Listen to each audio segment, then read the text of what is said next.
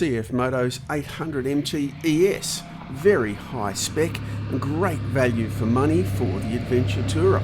Is it the right bike for you? CFMOTO's 800MT ES electronic suspension.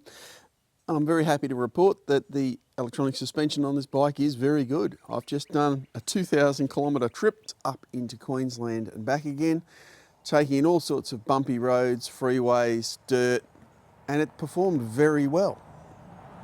So I think this bike is aimed at the touring rider, not necessarily the full-on adventure rider.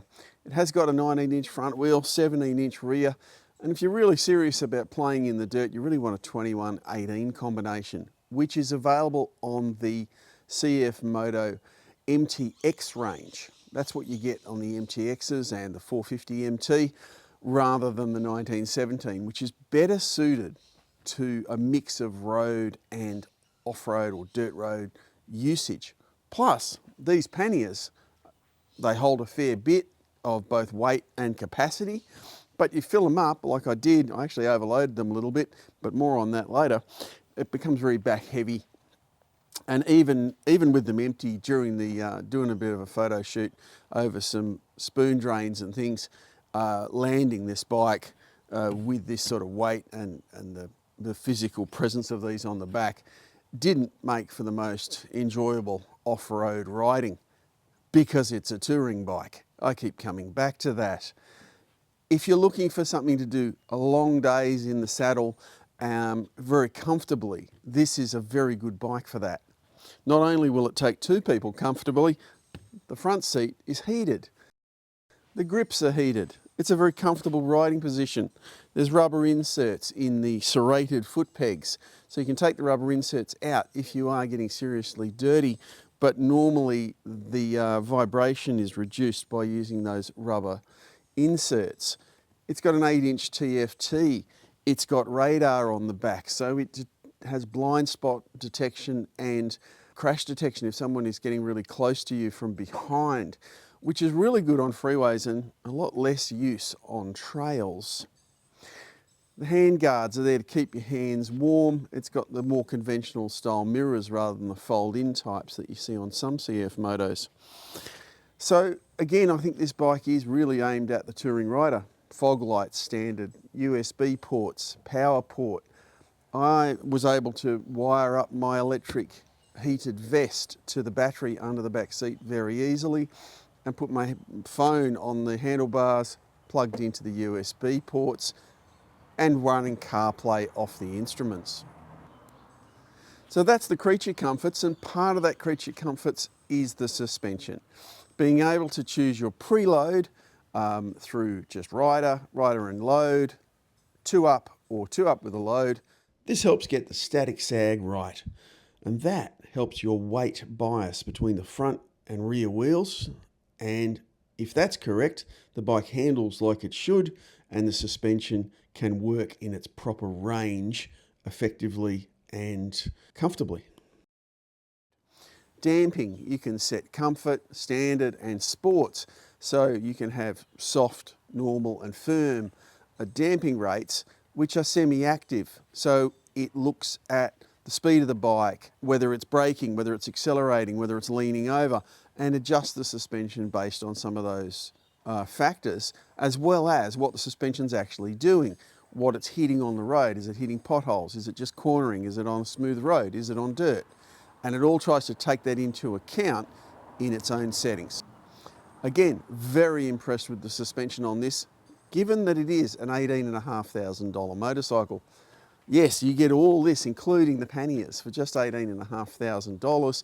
And sometimes when I look at the price list for some of the more exotic European brands, I think the panniers are going to cost that much. They don't, but they do seem to be very expensive sometimes. These ones are aluminium, they're robust, but that makes them a bit heavier than plastic. Probably not by too much, but a little bit. And it does tend to make the bike a little bit back heavy because it has a relatively short wheelbase, just over 1,500 millimetres. So a lot of the weight that's in this panniers, and all of the weight obviously in the top box, is sitting behind the rear axle. Tends to make it a little bit rear heavy. That electronic suspension compensates for that beautifully.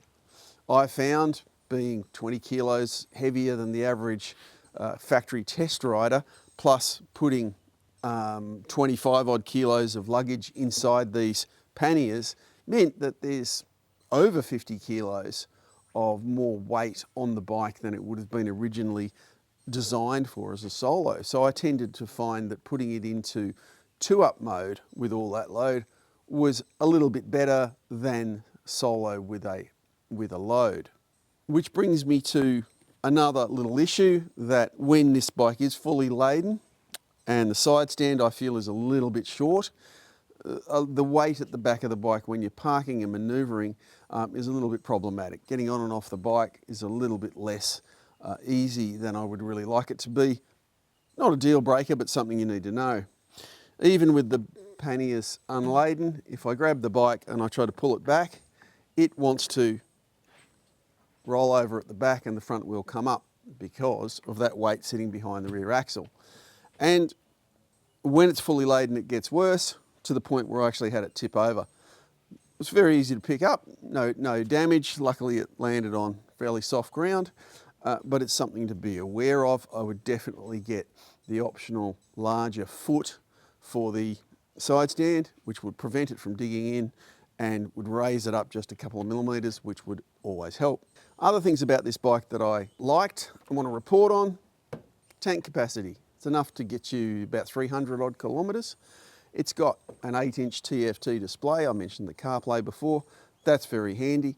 It interfaces really well with my interphone communicator on my helmet, producing very loud, very good quality sound. Very comprehensive in the instruments. There's tyre pressure monitoring standard, and the tyres are tubeless. I want that in a touring bike. Tyre pressures run quite high, so again, that's another downside for some people in off-road riding, because softening your tyres was a traditional way to get a little bit more grip on a loose surface. Your tyre pressure monitoring will be telling you that your tyre pressures are too low if you try that on this particular bike, and tubeless tyres aren't as good for that as tube type tyres. But trying to take these sort of wheels and tyres out of the bike to replace a tube, yeah, I'm too old, too tired to do that sort of thing anymore, so I'll take the tubeless tyres. It's still got a key, no fob, and back to the instruments, there's a whole bunch of information that you can get on the very modern instruments beyond just the CarPlay. Although interestingly, it's supposed to have a air temperature display, which has never actually come up on this particular bike. Just a strange anomaly, I would hope. Plenty of other nice features, including cruise control, quite as accurate as some cruise controls and a little bit more awkward to cancel. But I'm very pleased that it's there anyway. The screen is adjustable for height, and you can actually get different heights for the seat height. Very little not to like about this bike. It's maybe not quite as refined as some of the more expensive bikes from Europe and Japan, but it's very close, and it's an awful lot cheaper. I mean, within its own category of mid-range bikes, it's up to $10,000 cheaper than what you'll pay for something similar. And when you start comparing it to other adventure touring bikes, which are often bigger in capacity, it can be half the price of those. And it's way more than half the motorcycle. It's by no means perfect. If you're going to load it up and carry 2 people, just be aware that luggage capacity will be maxed out pretty quickly. And if you decide to get really dirty and you want to do a trip across the Simpson Desert or something just as crazy, this bike with the 19-inch front wheel is probably not the best choice for that. But as an all-round motorcycle which you could ride to work during the week and do beautiful long country trips when you've got the time, this bike offers all of that for not very much money. I had a lot of fun riding this bike on Australian roads, and the roads I chose were generally winding, bumpy, and potholed. That's just the fact of life in so much of Australia's countryside these days, and an adventure bike suits those roads so much better than many road bikes do. Add in the luggage capacity, add in the heated hand grips and seat and touring screen, and you've got a bike I was riding in the middle of winter at temperatures very close to zero, and yet with the heated jacket liner, I was very, very comfortable.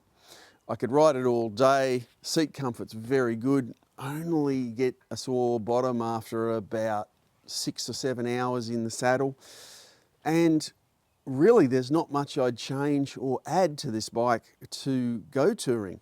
Maybe a taller screen would be nice for my height and just getting that wind a little bit further over the helmet. Maybe some fold-in mirrors if you are going to get more serious with the dirt roads. But realistically, there's not a lot I'd change. It really does do just about everything I would like out of an adventure touring bike. This machine is a compromise, but that compromise means it can work on a freeway, sitting on 120 odd kilometres an hour, which is all the panniers are rated for, by the way, but is also good on a dirt road. Is it as good on a dirt road as a bike with a 21-inch front wheel? No. Is it as good on a freeway as a motorcycle with a 17-inch front wheel? No. Is it the right sort of compromise between the two? That's up to you. That's up to the buyer. You get a lot of features for your money and not too many downsides.